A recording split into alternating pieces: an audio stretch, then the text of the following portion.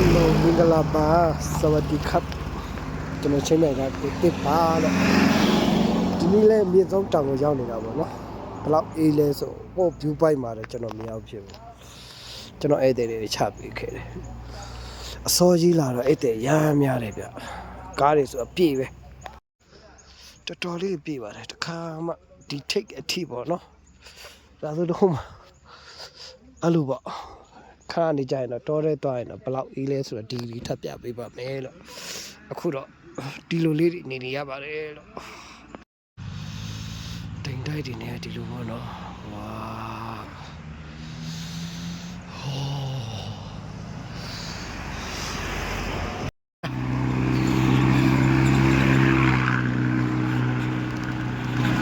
အေးကြောက်အေးပါဗျာကျွန်တော်နိုင်ငံမှာအများကြီးရှိပါတယ်ဒါပေမဲ့လေဒီလိုပေါ့နော်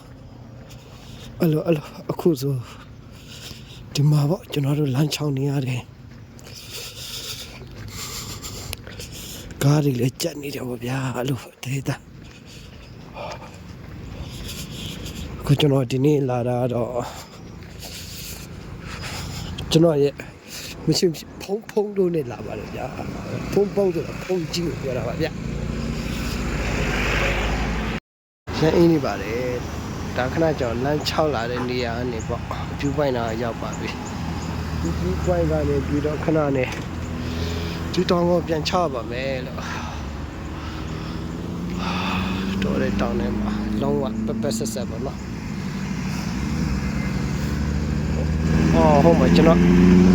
ကျေးဇူးရှင်နေလဲဆိုတာကြည့်ခုတော့အရင်ဆုံးနေရာကိုရောက်လာပါပြီဒါမှမဟုတ်ဒီကားအပါရဒီနားလေးက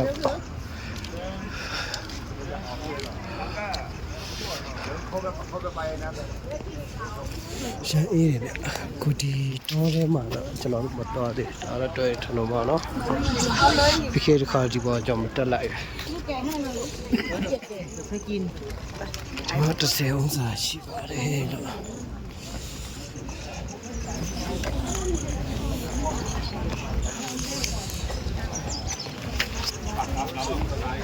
ခုလောဆယ်တော့ကျွန်တော်ရှိတက်နေတော့ကတော့တိုက်တယ်ပေါ့ဗျာနော်အေးချမ်းတယ်ကျွန်တော် coffee တောက်တဲ့သူနဲ့ဆမ်ပြတောက်တဲ့သူနဲ့ဒီအေးတလေးလာခစားကြတာပေါ့နော်သူတို့ဒီလိုလေးนี่ก็พวงมันแจกอ่ะကိုယ်ဆိုရင်နင်းနေရမ်းကြလာတာပေါ့နော်ခဏတော့တိမ်နေတွေးလိုက်တယ်ဒီမှာ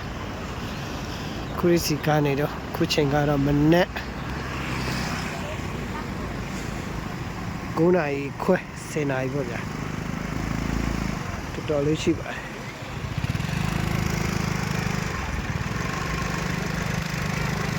တိမ်လေးကြားနေတာပေါ့နော်လာခဲ့ကြပါတော့အေးတယ်ချမ်းတယ်ကားရစီးမယ်အလဲ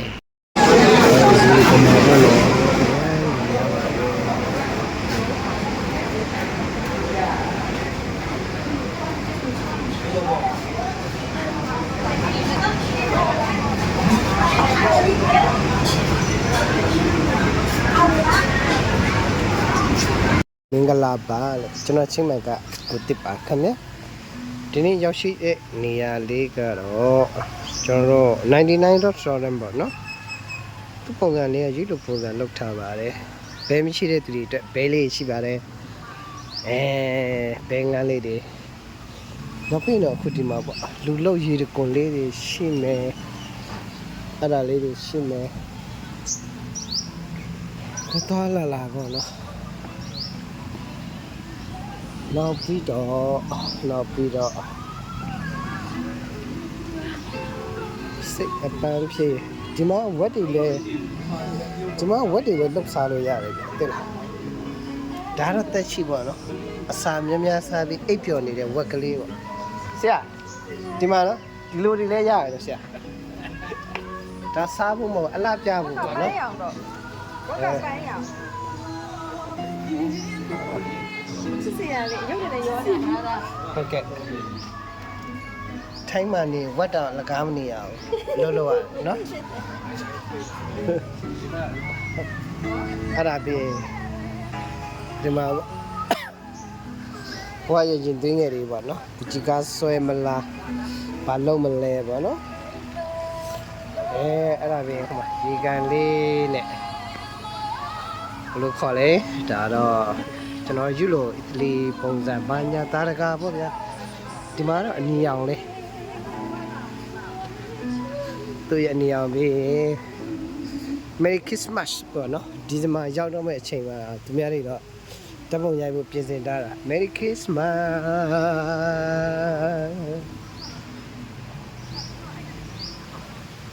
အဲ့ဒါပြီးရင်အခုဒီမှာဒါတော့ရှစ်သူချီတလားမိသားစုစာပွဲလာပေါ့နော်ဒီလိုလေးလုပ်လို့ရပါတယ်လို့ครับ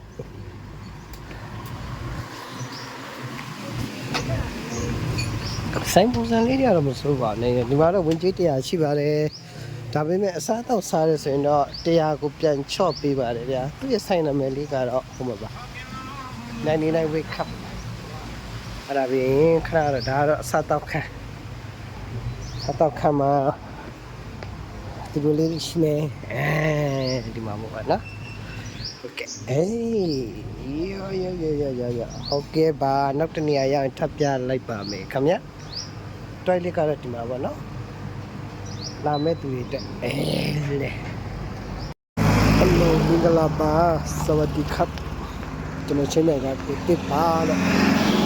ဒီနေ့လဲမြေဆုံးတောင်ကိုရောက်နေတာပေါ့နော်ဘလောက်အေးလဲဆိုဟို view point မှာတော့ကျွန်တော်မရောက်ဖြစ်ဘူးကျွန်တော်အဲ့တဲ့တွေချပေးခဲ့တယ်အစောကြီးလာတော့အဲ့တဲ့ရမ်းများတယ်ဗျကားတွေဆိုအပြည့်ပဲတော်တော်လေးပြည့်ပါတယ်တခါမှဒီထိတ်အထိပေါ့နော်ဒါဆိုတော့အဲ့လိုပေါ့ခါနေကြရင်တော့တော်ရဲသွားရင်တော့ဘလောက်အေးလဲဆိုတော့ဒီထပ်ပြပေးပါမယ်လို့အခုတော့ဒီလိုလေးနေနေရပါတယ်လို့တိမ်တိုက်တွေနဲ့ဒီလိုပေါ့နော်ဝါ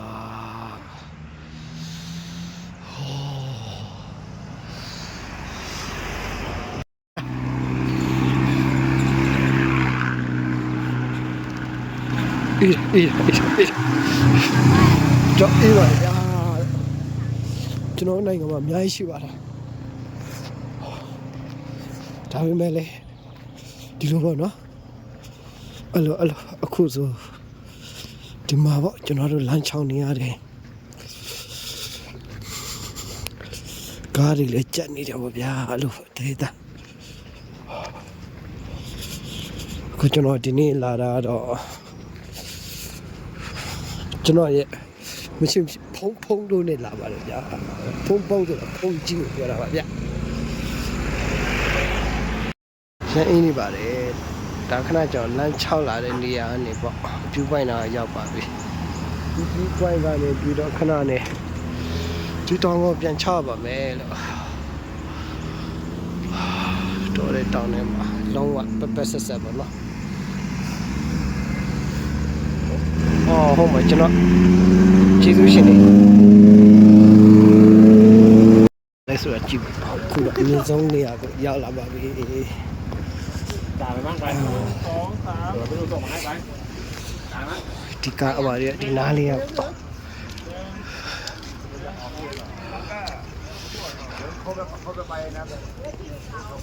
ရှမ်းအေးတယ်ဗျခုဒီတောထဲမှာတော့ကျွန်တော်တို့မတော်သေးဒါတော့တွေ့ထလို့ပါနော်ဒီခေတ်တစ်ခါဒီပေါ်ကြောင့်မတက်လိုက်ဘူး30 องศาရှိပါတယ်လို့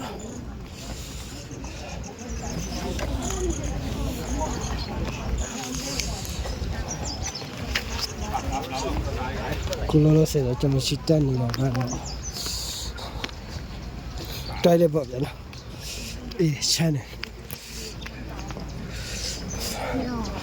ကျွန်တော်ကော်ဖီတောက်တဲ့သူနဲ့ဆမ်ပြတောက်တဲ့သူနဲ့ဒီအေးတလေးလာခစားကြတာပေါ့နော်သူတို့ဒီလိုလေးပေါ့ကိုယ်ဆိုရင်နင်းနေရမ်းကြလာတာပေါ့နော်ခဏတော့တိမ်နေတွေးလိုက်တယ်ဒီမှာခရစ်စီကားနေတော့ခုချိန်ကတော့မနဲ့ 9နာရီခွဲ10နာရီပေါ့ဗျာတော်တော်လေးရှိပါတယ်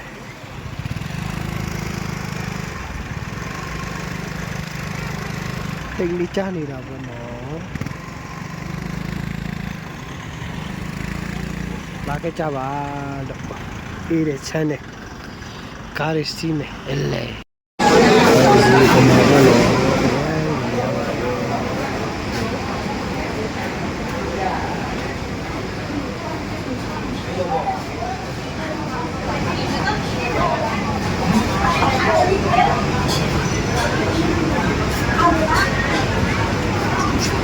တောင်မှာရောက်တယ်ဆိုလို့ရှိရင်ပတ်မှုပေါ့နော် ย่างข้าวเหนียว ပတ်မှုစတောက်ဆန်တာ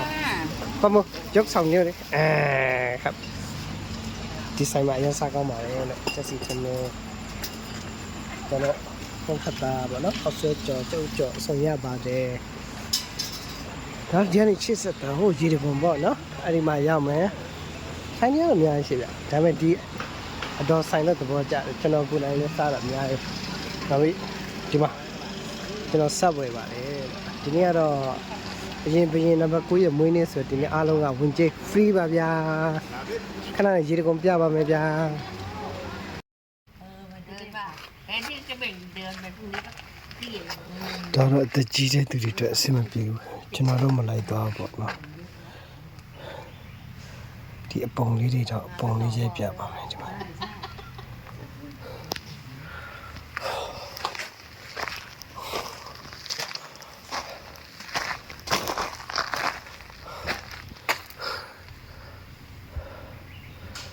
ဆောက်လို့မ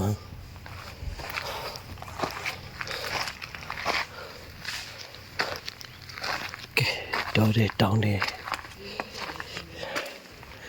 ဒီနေရာကတော့အခြေခေကကြောက်ဆောင်လေးပဲရှိပါတယ်လို့ ถ้าแกจะเดินไปนั่งไปข้าวสุกแกจะเดินไปจนถึง ဒီမှာပေါ့နာမည်တဲ့ဖာချောင်းကျွန်တော်မသွားဘူးကျွန်တော်မောင်းနေဟုတ်ကဲ့ကျွန်တော်ဒီနေ့အဲ့ဒီပုံပြီးတော့ချင်းမိုင်မှာဗမာဘောလုံးပွဲစီဂိမ်းရှိတာနဲ့ဒီကိုရောက်လာအဲ့ဒီပုံမှာပေါ့ကျွန်တော်ဖိတ်တာ